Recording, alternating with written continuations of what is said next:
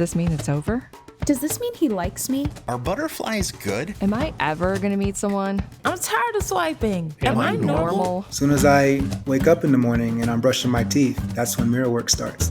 You can keep waiting for the fairy tale, or you can get on board with the new rules of relationships. If you've seen my quotes in the New York Times, then you know this ain't your mama's love advice. This is Dates and Mates with Damona Hoffman. Hello, lovers. Welcome to another provocative episode of Dates and Mates. Today, we are diving deep into something that truly forms the foundation of all meaningful relationships: intimacy. But here's the thing: intimacy doesn't start with someone else. It actually begins from within. Intimacy. Into me, you see. And it has to be cultivated in order to deepen. And this interconnection, it can lead us to deeper relationships, more fulfilling experiences, and a sense of peace that we can all use. I mean, who can't use a little more peace in our lives, whether we're single or coupled? And here to lead us on our spiritual dating journey is the intimacy expert from Netflix's Too Hot to Handle, Brenden Durell. He'll be offering exercises that he practiced on the show and also some that he has borrowed from his intimacy retreats. And I promise you, we are going to have an absolute transformation live here on this podcast if you go along this journey with me. And don't worry, it's not going to get too raunchy. When I say intimacy, I'm really talking about that deeper intimacy with yourself that will deepen with others as you meet them and bring them into your life. And then later in the episode, we'll have our Dear Damona question. This week, it's: I find myself falling for men who either go all in or don't give me the time of day. How can I change my pattern? I have a lot to say on that one, but I'll have to wait because we are starting things off with our guest for today. Brenden Durell is a former professional athlete and the CEO of Unknown Intimacy. His work spans across various disciplines, including sacred sexuality, intimacy coaching, breathwork, and plant medicine. You also probably know him as the intimacy expert on Netflix's Too Hot to Handle, but today you will get to know him as a mentor who specializes in mental, emotional, and spiritual health. Please, let's give some big smooches to Brenden Durell. What up, Damona? Good to see you. Good to see you too. Okay, where in the world are you joining us from today? I'm joining you from my home in Ecuador, in the Ecuadorian Andes, overlooking two volcanoes right here. Oh my goodness. What drew you there to Ecuador? Oh, how much time you got? This is many. About 90 seconds. Okay. The land just feels good. You know, today we're going to speak about intimacy, and I let the compass for my life be based on feeling, and not just feeling of, people and relationships, but just the land as well. And this land here on the equator, Ecuador means equator in Espanol. So being on this place where the energies of the north and the south come together, it just feels like home to me, inside of my body. And to me, that's the greatest intimacy love story. Wow. I love how you said that, and that you really let your life be led by feeling. I talk about that a lot on the show with dating, letting your internal compass guide your dating journey rather than, I talk in my book all about the myths and dating by list and dating by chemistry and these things that are really, I think, false predictors of intimacy. And I love your work that you really get people deeper into intimacy, not just with other people, but also with themselves. You've even managed to do it on a salacious reality show like Too Hot to Handle. So for the people who have not followed Too Hot to Handle, in a nutshell, can you tell them the premise of this Netflix series? Yeah. So the premise actually majorly shifted for this past season that just came out a couple weeks ago. But in the past, for the past 5 seasons that I was a part of it, essentially it was casted as any reality TV show where beautiful people get to go on an island, stay in a beautiful villa, and just essentially party, a lot of alcohol, a lot of sex, a lot of drama. Like that was how it was casted. And then the twist of this premise was that there is an opportunity to deepen intimacy with each other. So essentially, the twist is that they're at a celibacy retreat and they're not allowed essentially to grope each other, to have sex, to do anything that's just led by genitalia, which for most, it might seem like an easy thing to actually be like, oh, I could easily go a month without having sex or any kind of physicality. But these contestants are casted in a certain way based on their lifestyle to be challenged by this. So the bombshell was just that, yeah, it's a celibacy retreat. And people are like, oh my God, how are we going to do this? I thought we were at a party, blah, blah, blah. So that was the premise of the show. So same premise for this new season that's out. However, all the contestants know that they're on the show. They all know, they're aware. And essentially, can you make deep, intimate connections with each other without it being sex-based? That's in a nutshell what it is. Yeah. And how has your role as the intimacy expert evolved over these 6 seasons? Oof, yeah, it's drastically evolved since 2020 to now, when we first started filming the show. I feel also just personally the production and the producers, they've gained a lot more trust in me and my work and my ability to bridge inner work with reality TV and to essentially hold a safe space for the contestants because um, it's actually, believe it or not scripted. It's not a scripted show. People think it's scripted, but it's not. It's edited for sure, and it's insinuated by producers. However, it's not scripted. It's not scripted at all. And I just feel my role over the seasons has just been to be a safe space for the contestants. Because now at this point, when they walk into the retreat, into the villa, they see my face and they're like, oh, I know this guy. I've seen him on the other seasons. So essentially safety. I feel that's my role in the show with the contestants. Yeah, I feel like they do really trust you, and you see how quickly, of course, through the magic of television. I don't know how long your workshops are, but you see how they're able to let their guard down really quickly. Of course, they all come in with different expectations. I loved the mirror exercise that you did because Absolutely. I have Yeah. done something similar with clients in the past and had them look into a mirror and reflect back what they see. And it's really interesting how the first response is posturing. It's like, "Oh, well, I see, like, yeah, I've got I've got this nice ass and this, like, pretty face and whatever." And I love how you really, you break it down very quickly into what you actually need them to see to be able to transform through the experience. Can you just for the folks at home, I'd love for them to try a similar exercise. Can you kind of walk us through how to set yourself up if you were going to do a mirror exercise like this on your own? Mirror work is such a phenomenal tool in healing and spirituality and personal development. Because in my take is that we all desire to be sacredly seen. We all desire to be just to be seen for who we are and not what we should be or what we're not. And how I started doing this work was as soon as I wake up in the morning and I'm brushing my teeth, that's when mirror work starts because we're all looking at ourselves in the mirror, when we're brushing our teeth. So in the past, when I used to be a professional athlete, I would wake up and be like, how are my abs looking today? Or my chest? And I would be brushing it and just seeing how I looked. And at this stage in my life, I'm brushing my teeth. I'm like, bro, I love you. Like I see you beyond this caramel skin. I see you beyond these locks. I see you beyond all this stuff.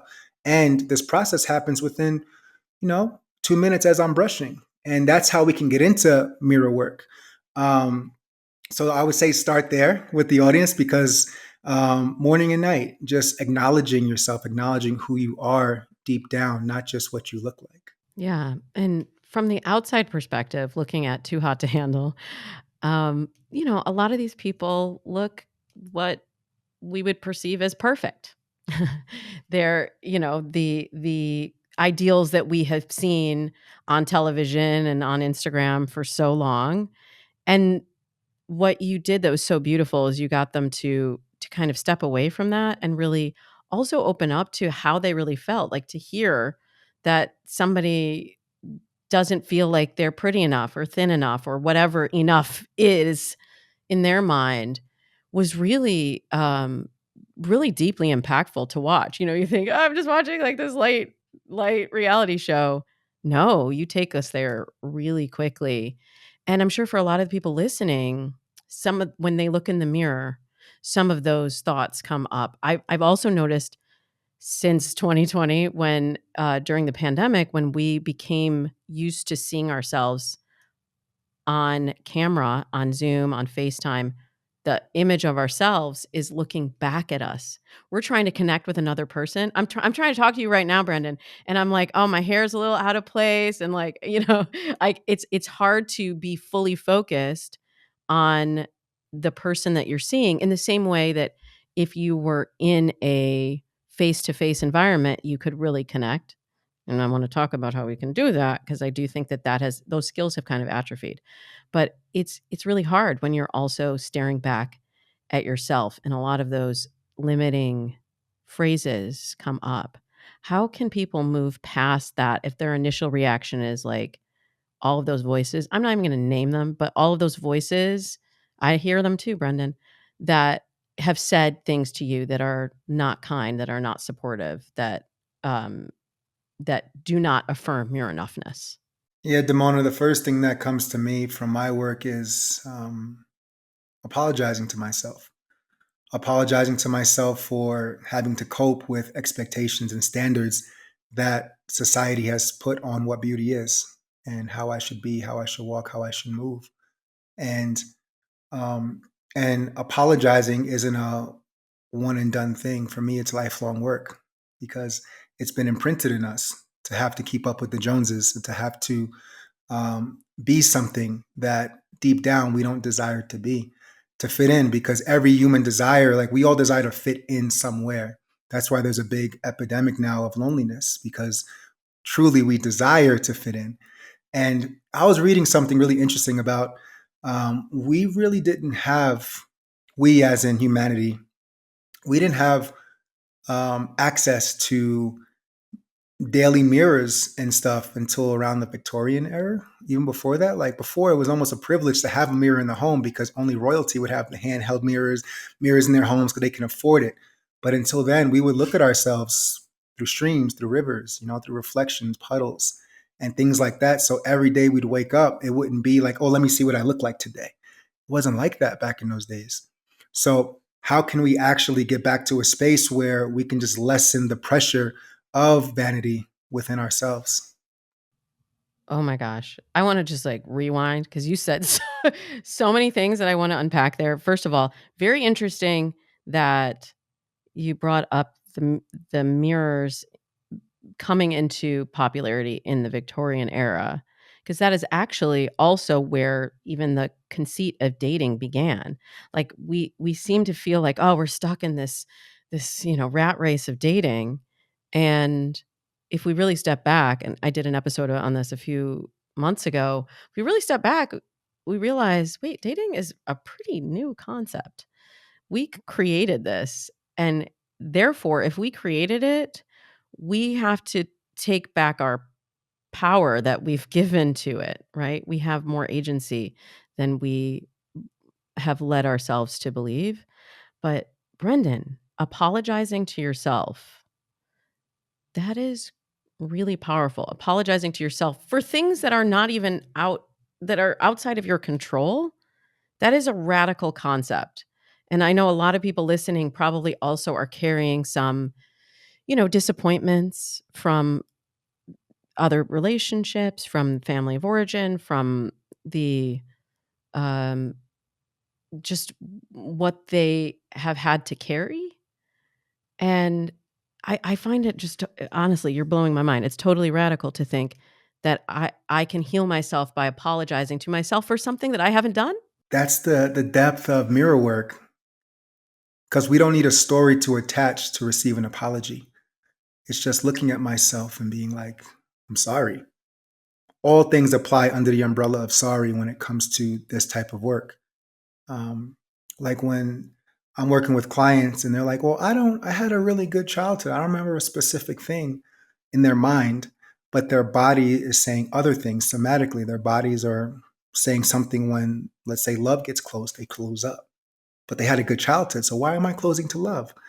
There was something there. You might not remember what it was.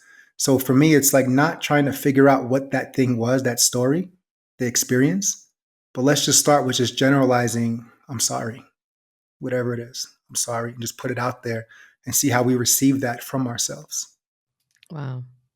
Yeah. And also, I find it really powerful to do that sort of apology work. I don't know what you would call it, but to do Forgiveness work. that forgiveness, yeah, with in you can do it in relation to other people as a solo experience. Like I had a very difficult friendship that ended this year, and I did a journal exercise for myself where I wrote an apology letter to them that I'm never going to send. This is just a journal exercise for me. And then I wrote the letter that they were sending to me in my mind. And it was so helpful for me to be able to reclaim that experience and find closure when you may never get the apology from the other person.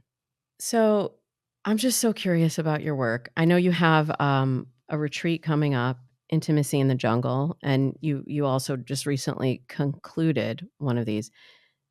Tell us more about the work that you do. You brought up the word somatic a moment ago. Tell us a little bit more about how you heal people and help people come to terms with their own self-love and intimacy through these kind of retreats and experiences. I'm always in collaboration with Mother Earth, with nature. That's just the premise of my work. I grew up in the city. I was born in Jersey, raised in New York, and I'm from the concrete jungle. And now my work spends a lot of time in the world's largest jungle in the Amazon rainforest. And purely because the benefits of being in the natural world. I see it as a mirroring thing, being in the natural world, allowing us to be our natural selves and to invoke all of our senses, all of the senses that makes intimacy, makes love, makes life, brings in the vigor of nirvana within ourselves. And I feel being submerged in nature is the thing that resets us all to come back to our true essence and to what it is. So it's a crazy idea, like to actually think that the city boy is bringing a bunch of people into the Amazon rainforest with anacondas, with all the things, jaguars, and it's like, why the hell would you go there? Like, why would you do it? It's like it makes no sense. And over after I've been doing it, and the feedback I've been receiving is that for people to make deeper connections with others, with themselves, they have to first make connection with Mother, which is our first parent, Mother Earth. And that's been the premise of Intimacy in the Jungle. This is interesting. As you were talking about the jungle, I'll tell you what was coming up for me. I'm a city slicker, Brenden.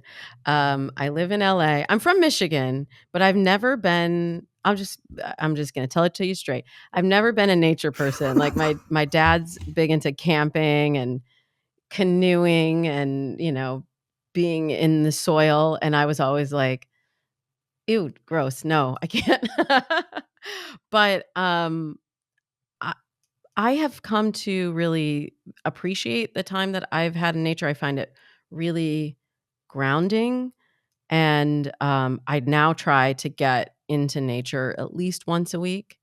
But even so, when you brought up the jungle and the jaguars and the anacondas, and I just started thinking about like all the moisture and the bugs and the everything, I had a bit of a physical reaction. I had a somatic experience. And I would guess that probably a lot of the people that come to Intimacy in the Jungle have that same initial experience. And in walking through the discomfort, you can get to transformation, similar to like how you did this on Too Out to Handle with a challenge where people were put in an ice bath. And it was like, Mhm. if you're having resistance to being in an uncomfortable experience, what is that bringing up for you? So I imagine you've seen this in the jungle as people, city slickers like me, confront the rawness of nature. Yeah. So first and foremost, this means that you and your family get to book a trip to the jungle because obviously there's something coming up for you. You come to the Yeah. jungle. That I Um, just told on myself, huh? and you know what I find, and it's like we don't have to be Survivor Man, Survivor Woman. This is not Naked and Afraid. It's nothing like that. It's not even that humid. Actually, it's actually need a sweater at night in the jungle, that the part that we go into. But it's about the stillness, because my teachings over the last 20 years have been heavily influenced by traditional tantra, and traditional tantra from Buddhist teachings, and just being present. Because let's say you're in the jungle and you're just thinking about everything around you, it's like you can't think about your outside problems, external problems. You're just like, let me be here, let me be right here, because all of this is happening. So I take that correlation with intimacy. It's like nothing else matters forward or behind. Your past stories don't matter behind you and forward. What about right now? What are we creating now for the future, for your romantic connections, for your platonic connections? So that's how I work with nature in collaboration with her to create a blanket around people so that they can just be here, stop thinking about forward. Yeah, and I'm always telling people a similar thing in dating on dates. We're so attached to the outcome that we can't be in the moment.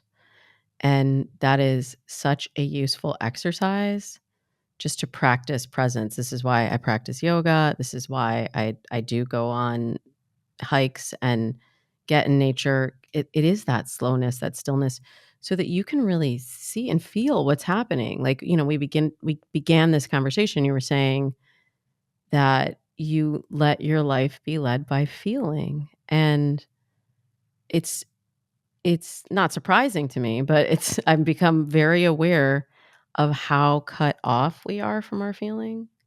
Exactly. Mhm. And to me, it's because we're cut off from nature.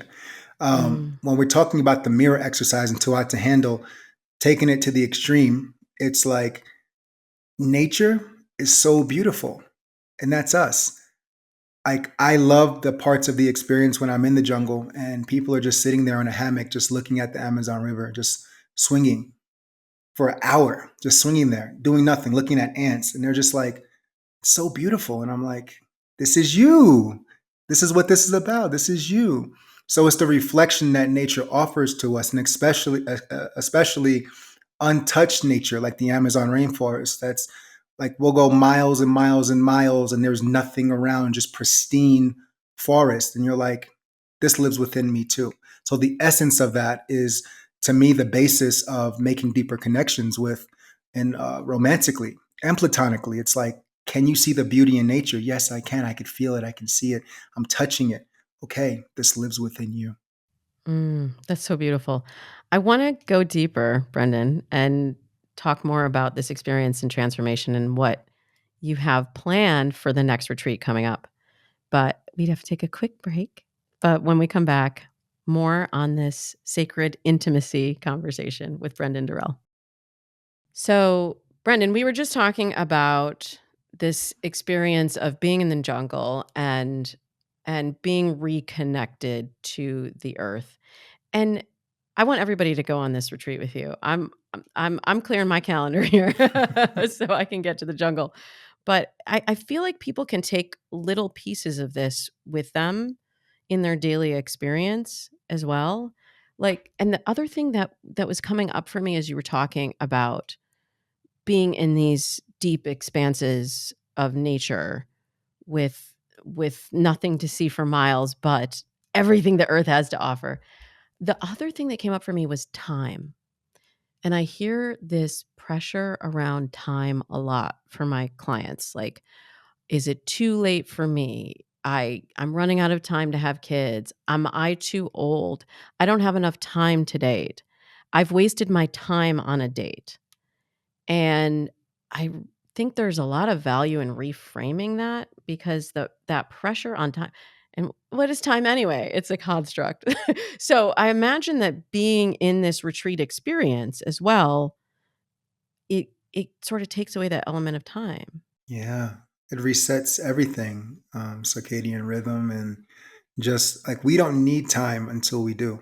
That's the thing. Like to me, time is just meant to be a tool for everything around us. But we created society where time is the structure, which is when you think about it, it's pretty wild that something that really doesn't exist is the basis of our structure in society. It's actually interesting.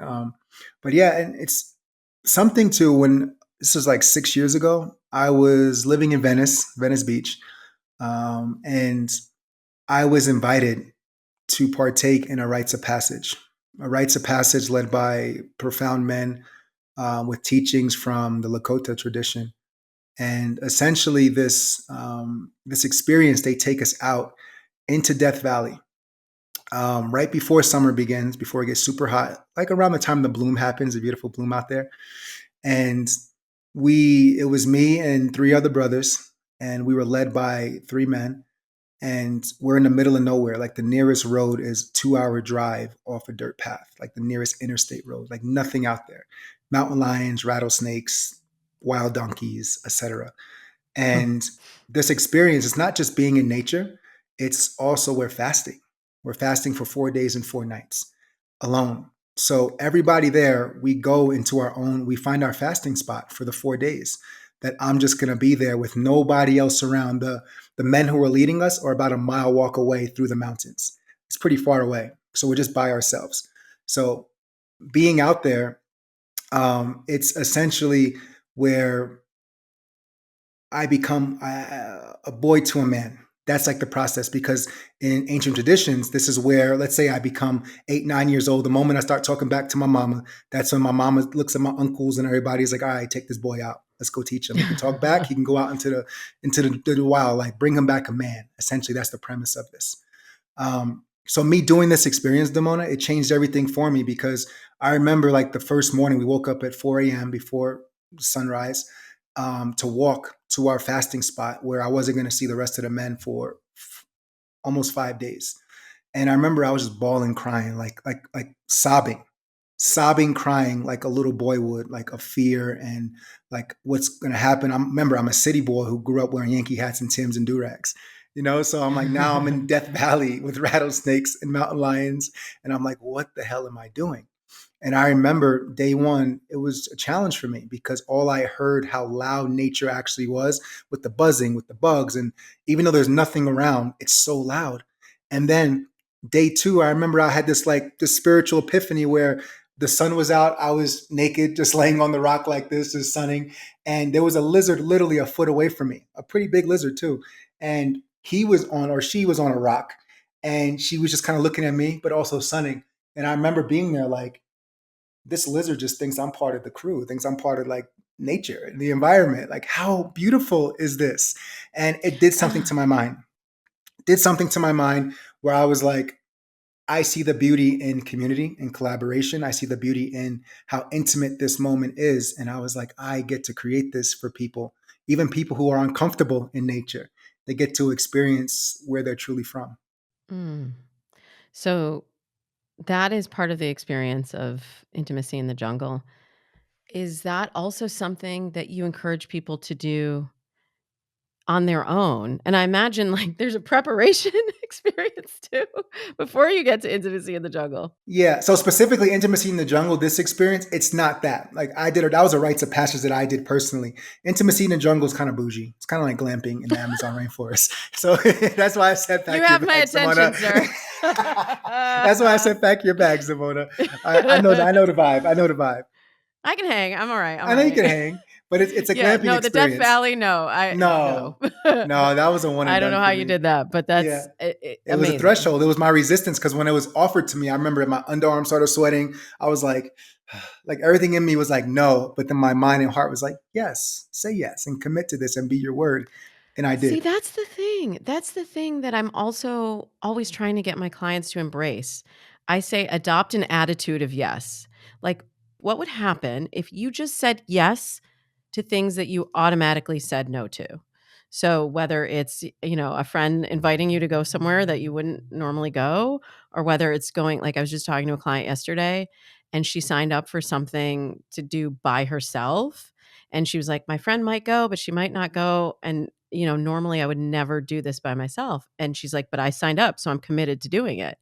And I was like, we just have to honor that takes a lot, just to say yes to the unknown, but then also to say yes to the possibility. Bingo. To the possibilities, because we have a society that's based in what's the worst that can happen? Well, what about the reframe? What's the best that can happen? You know what I'm saying? Like we're not going to be we're going to leave with wisdom. We're going to leave with something that we can take. Something that one of my mentors with intimacy taught me years ago in the realms of dating was that not like dates. Again, of course, he gave me this rough scale on like numbers, like very, practical to the mind. But he was like, yeah, man, go on this date. Yeah, she might not be your number one, but she could possibly be your number six, 6 in the realms of just like, then it's like 5, 4, 3, 2, 1 until I find my one. But this number 6 is going to help you on the path to your number one, because you're going to learn something about yourself. You're going to learn different things about what you desire and what you don't desire. So go on the date, be there, be open. So I feel it's the same. And I feel with, same with my clients too. It's like, what's the best that can happen? Like at the end of it, it's like, you had a great night. You had some delicious food. You got a massage. Like, what's it look like? It's a beautiful thing. It's a beautiful thing for connection. So I encourage my clients, to within parameters, just to go explore and be curious. Curiosity is the basis to everything for me when it comes to connection. 100%. My audience have definitely heard me say curiosity many times. And this idea of embracing the yes, it really is a practice. Like, it's not just going to happen. This is the thing. Like, you have to take action to shift your perspective and shift your experience. And that's one thing that I really love about your work, is that you get people to the threshold, Brenden, and then you get people through the threshold, but you have to say yes to the experience, to continually say yes to the transformation. Otherwise, I'll be sitting here like where we started, complaining about why hasn't anything changed. Yeah. And Damona, it's really important too. Like, I want to also add this to the audience, is that we can always renegotiate. Like, we're never stuck into a commitment. Like, we're never like, oh, I committed, so I have to do this. If I don't do it, like, it means that I'm a failure. It means I'm a quitter. It doesn't mean that. You can always renegotiate something that doesn't feel good. However, I feel it's important to have people like you in my life. People like me in your life who you can run this by before you renegotiate, to be like, are you renegotiating because you just don't like the way it feels and you have some fear, or you're renegotiating because it's really an actual no? So I feel we can always renegotiate, and have people who can reflect to you positive aspects of why you might want to renegotiate or not renegotiate. I just caught a thing that you did, and I don't know if you know that you did it, but you started with a but and then you changed it to an and. Was that intentional? Yeah, I always say but and end. I always say that. It's a thing. But I love and. it. I love it. I'm sure there are some people listening who are like, this sounds pretty cool, but maybe I come from a background that didn't really encourage this kind of stuff. Like, you talked about your background growing up in New York, and I understand you also have a religious background Mm-hmm. that some people might see as in juxtaposition with the work that you're currently doing now. What do you say to those folks? I say to those folks, God exists in everything. In everything. No matter how much we might deny that, how much we might say, no, that's not true, and blah, blah, blah. Like, God exists in everything. Like, to me, the biggest spiritual experience is being human. It's being human. It's not being Christian. It's not being Muslim. It's not being Yoruba Ifa. It's not being all the things that we partake in as humanity.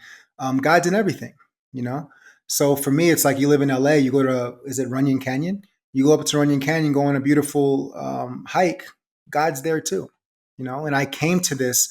I've been blessed to have traveled to close to 60 countries, different places over the last 14 years. And going from places that's Hindu, places that are Christian, places that are Orthodox Christian, Ethiopia, living in the bush in East Africa, been to all these places. And what it comes down to, it's like there's beauty in everything. And so now when I'm in the intimacy conversation, it's all encompassing. No matter where you're from, your background is, we all desire connection. We all desire to have some kind of higher power that supports us in our decision making somewhere, even if it's ourselves. So I bring this into the intimacy conversation because I went to a Christian university, Oklahoma Baptist University. Studied Old Testament, New Testament, and the things. And of course, I went to university. I ain't gonna lie, for baseball. Like that was my first class. It was baseball. I was a jock, that I'm not gonna front. However, to be at the university and to receive scholarship, we had to take theology courses. And my background went from that to then living in Southeast Asia and exploring Tantra, exploring sexuality. It was a very yes for me to actually see what else was out there, because that thing again, the C word, not the other C word, curiosity, Curiosity is what got me to make these big jumps and big leaps within my life. So for me, it's like I have a profound love for what religions and what systems have been for people, because also it served a huge part of my life, a huge part of my life, and given me a structure. And my curiosity was always with a capital C, and I just couldn't stay within that, that realm of those belief systems.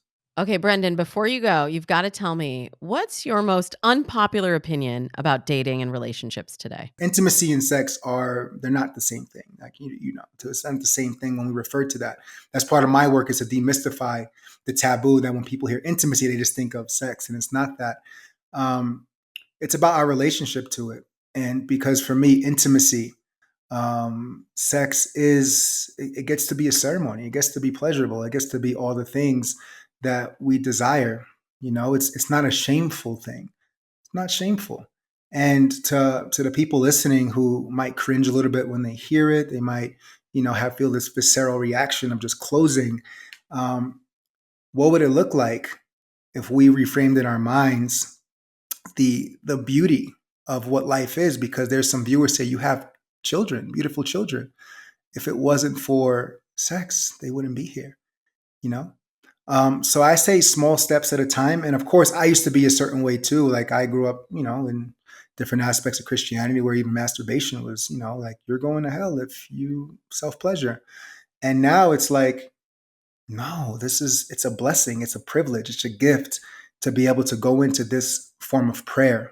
Wow, what a powerful episode. Thank you so much for joining me, Brenden. You can follow him on Instagram at Brenden Durell. That's BrendenDurell. And be sure to check out his work at brendendurell.com. His Inspired Intimacy Challenge is coming up on socials. And you got to get in the know about this Intimacy in the Jungle retreat that's happening in October. The links will be in the show notes.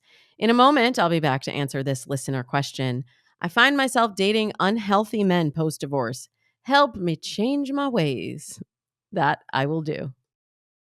Friends and lovers, I love getting your questions, and it helps me to know what you're dealing with. It helps me to be able to give you what you need on this show. So let's keep it moving with our Dear Damona question of the week. Dear Damona. Damona, help me. This was an anonymous email sent to me from a listener. She says, I'm recently divorced after a 13-year marriage. I'll be 38 in May. I'm successful in my career and I have an almost 13-year-old son. But I have been on the back burner for years and I have finally begun to prioritize myself. Can we give us some snaps and props for that? What I miss most is sharing my life with someone, though. Unfortunately, some of the men, and by the way, men is being used in quotation marks. I just thought I should share that with y'all. Unfortunately, some of the men I have come across range from falling hard and fast for me or not giving me the time of day. These are the ones I find myself attracted to. Sick, I know. Is it some weird validation need? I guess, help. I've never really dated and feel lost. Okay, first, I just have to acknowledge this listener for being in a space where she is prioritizing herself. And everything that I was talking to Brenden about earlier will be really useful in continuing to fill your cup, because you've probably heard me say on the show before, you need to come to dating whole. You have to be fully confident and fully secure in yourself to avoid attracting what you don't want. And so it does sound to me like it may be a tiny bit early, a tiny bit premature to begin the dating process, as there's still some self healing that's going on. But I'm not the kind of dating coach who feels like you have to go through a process, get some certificate, you know, cross over a bridge. It's what we used to do in, like, from brownies to Girl Scouts. Like, we walked over the bridge. It's like, okay, now we're ready for the next phase. There's no bridge, friends. It's just life. So I don't believe that you have to wait until you are healed to start dating, but you have to be honest with yourself about where you are in your healing process, and therefore also be honest with the people who you are meeting. And the reason I know this, anonymous listener, is because of what you say you're attracting in. So I'm just going to make a guess, because you told me you were divorced. I don't know exactly what happened, but I'm imagining, if you were not focusing on yourself and prioritizing yourself, that you got lost a little bit in the marriage. And then maybe you were pouring so much into his cup that you felt overlooked, that maybe you didn't feel cherished, that you didn't feel seen, that you didn't feel even worthy of the love that you are receiving from some of these guys online. And of course, love bombing isn't a good thing, but sometimes when we're used to insecure attachment and a chaotic relationship, secure attachment and honesty can feel like love bombing. So I don't have a very clear read on what's happening here, but I do know we tend to be attracted to what is familiar to us. So if it feels familiar to you to have guys not giving you the time of day and not giving you the attention that you desire and deserve, then you're going to lean in. When you feel that feeling of that dynamic repeated, you're going to be like, oh, here's another chance to get it right. Let me do this differently. Let me chase. Let me lean in. I can change this one. And you can't, really. You can't make someone, you can't, okay, I won't break into song, but you know what I mean? You can't make someone love you. And that sucks. Believe me, I've been through it. But it is so empowering when you say, wait a minute, that's not even what I want anymore. That was old me. And that's old me mirroring and reflecting back and receiving back where she used to be. I'm new me now. And new me doesn't do that. New me doesn't run from intimacy. New me doesn't accept substandard behavior. New me has boundaries. New me has standards. And the more that you start to realize that when when it's happening in real time, the quicker you can see that transformation happen. And so that is why I say I don't wait to be whole to date, but I just become aware of the patterns, and then we learn in motion.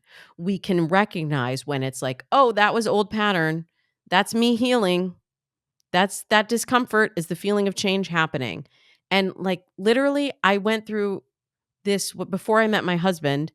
I did a plan for myself. I called it Operation Date Nice Guys.